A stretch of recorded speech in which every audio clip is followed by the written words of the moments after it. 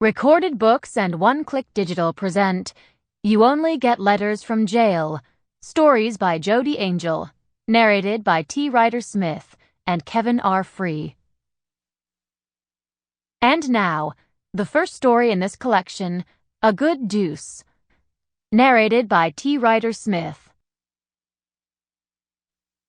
I was on my second bag of Doritos, and my lips were stained emergency orange when my best friend Philip said he knew a bar in Hallelujah Junction that didn't card, and maybe we should go there. We'd been sitting in my living room for 18 or 19 hours watching Robert Redford movies, where Redford had gone from square-jawed, muscled, and rugged to looking like a blanched piece of beef jerky, and we had watched it go from dark to light to dark again through the break in the curtains.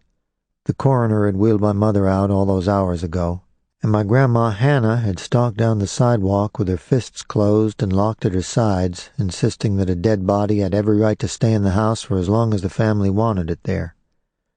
My mother was no longer my mother. She had become Anna Schroeder, the deceased, and my grandma Hannah had been on the phone trying to track my father down.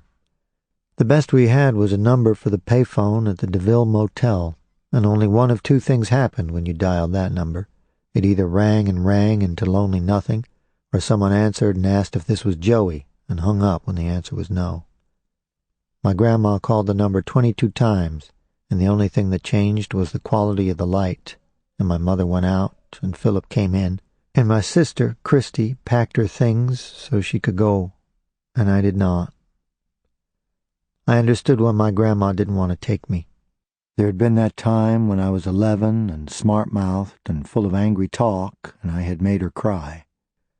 I still thought of that sometimes, what it looked like to see her in her bedroom, staring out the window in the half-darkness, and how I walked up beside her and said her name and then realized that she was crying. I can still smell the room she was standing in, talcum powder, stale lace, but I try very hard to forget what I said, though it hangs in my mind like the dust caught in the weak shafts of sun. It did something to my heart to see her like that, something that I can't explain, and it did something to hers too, I guess, because after that she never looked at me directly with both of her eyes.